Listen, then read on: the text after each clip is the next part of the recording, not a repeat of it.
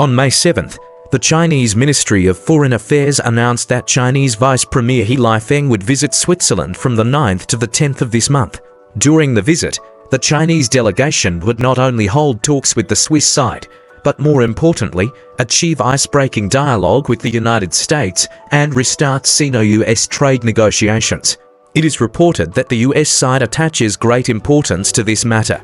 US Treasury Secretary Benson and US Trade Representative Greer have announced that they will attend the talks on behalf of the Trump administration. The US side also publicly stated that the current dialogue between China and the United States will be held in Geneva, Switzerland on Saturday and Sunday. The Chinese and US trade representatives will hold talks on resuming Sino-US trade negotiations, but no clearer agenda for the dialogue was mentioned.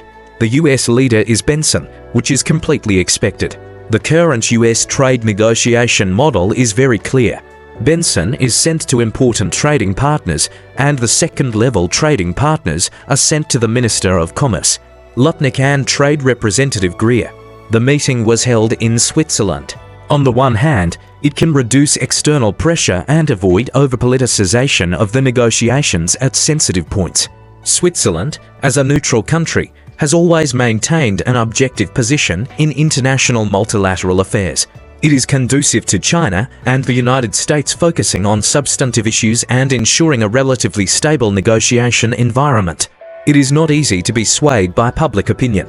On the other hand, in this tariff war, Switzerland also faces a reciprocal tariff of up to 31%. After China proposed the initiative of all countries to jointly respond to US tariffs, Switzerland's attitude was also very positive. At the end of last month, the Swiss foreign minister visited China and said during his visit that the tariffs faced by Switzerland are also faced by many countries. We should establish an alliance. US Treasury Secretary Benson also said in an interview that this dialogue was because he found that he happened to be going to Switzerland and the Chinese representative happened to be there. As for is this a coincidence? Everyone knows it. Anyway, I don't believe it.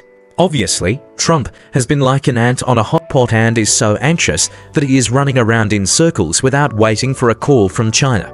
But they can't save their face and take the initiative to visit China. So they took advantage of China's visit to Switzerland and lied that they were also going to visit Switzerland and meet China by chance. It was also the last dignity of the White House. Besant also said that he did not think that this dialogue would lead to a major trade agreement.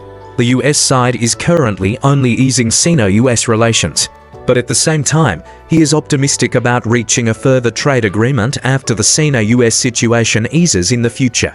Besant was also asked who called the other party first. In response, Besant, who has always been talkative, immediately became stuttering and began to evasive, saying that there were many calls and there was no question of who called first. As time goes by, China and the United States have many opportunities for contact, etc. US Treasury Secretary Benson cannot be unaware of the recent contacts between China and the United States. He must also know the answer to the question of who called first. The reason why he is unwilling to answer this question directly actually shows that before, it was the Trump administration that took the initiative to contact China and wanted to find an opportunity for negotiation. However, just stating the facts like this will have a negative impact on the image of the Trump administration. After all, it is not a glorious thing to take the initiative to stir up trouble and then shamelessly ask for help from others. In this case, it is better to just brush it off. Anyway, as long as the Trump administration never admits it, they can change the public opinion in the United States, especially try to ensure that their supporters do not waver.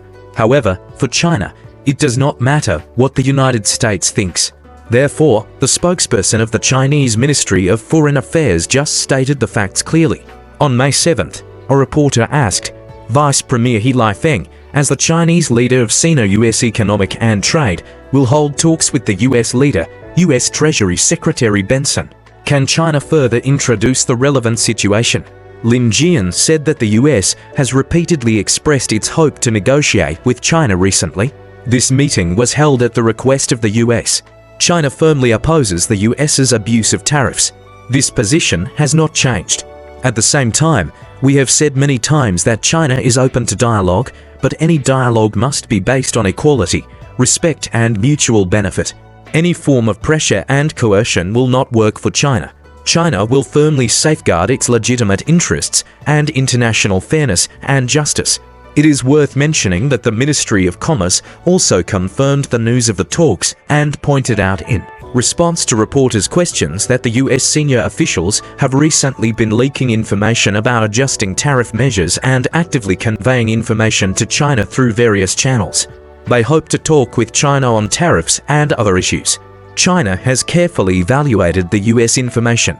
On the basis of fully considering the global expectations of China's interests and the calls of the US industry and consumers, China decided to agree to engage with the US. The logic here is very clear. First, the US side actively requested to negotiate with China on tariffs through public calls and private messaging. It was the US that asked for talks first. This is very important. Secondly, as one of the 5 permanent members of the Security Council, the world's second largest economy and the largest developing country, China's negotiations with the US are not only based on its own interests, but also out of the responsibility of a responsible major country.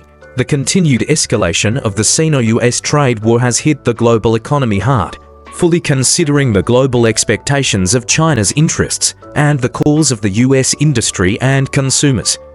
The first is global expectations, then comes China's interests. The last is the American industry and consumers. China's justification, it can be said that it has reached the extreme. The Ministry of Commerce emphasized, if the United States wants to resolve the issue through negotiations, it must show sincerity in the talks, correct its wrong practices, and meet China halfway.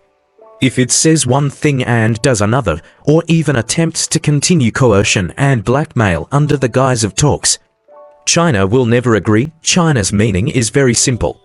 If you want to talk, talk well. If Trump can't make any substantive concessions, and even wants to push for more, then China can stop talking at any time. Trump's attitude is very clear. The 10% minimum base tariff for all countries will not be cancelled.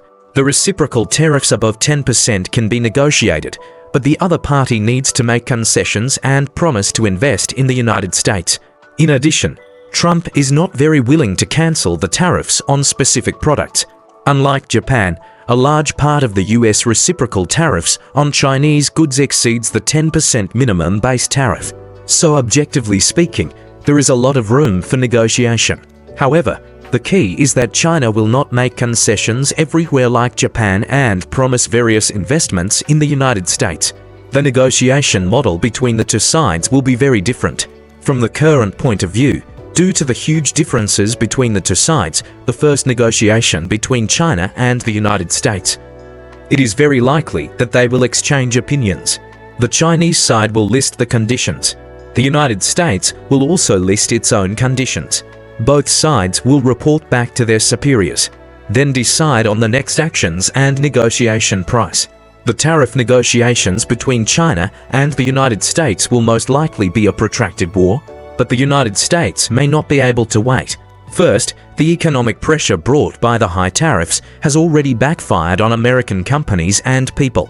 The Trump administration's cumulative 145% high tariffs on China have pushed up the prices of American imported goods, causing supply chain disruptions and soaring manufacturing costs.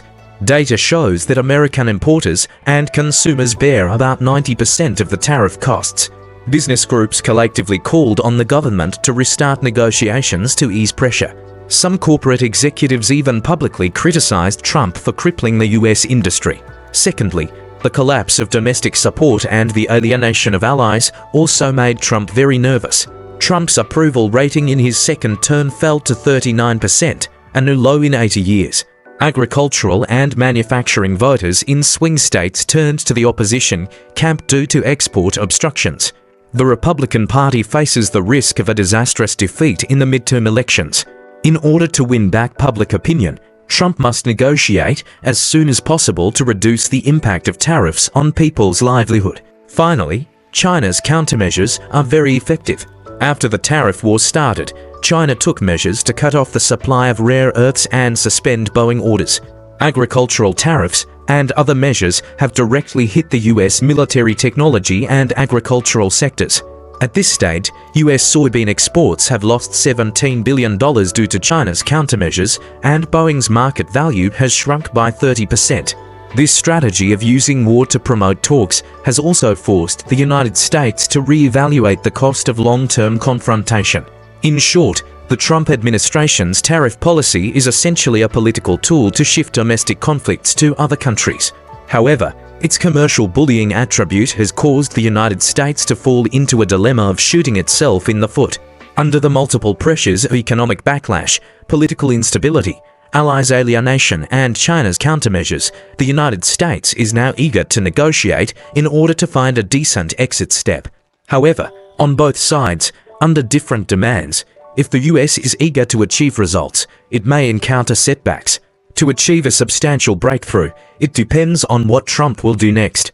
If he still does not change the old path, while saying that he wants to talk, he continues to suppress Chinese companies, continue to impose technological blockades and economic decoupling, or just regards the negotiations as his own political achievements, then this negotiation will be difficult to achieve substantial results. China has made its position clear and will not give in on issues of principle, nor will it accept any mandatory terms. Today's program ends here. Friends who like it, don't forget to like, share and subscribe. Your fingers mean a lot to me. So, see you next time.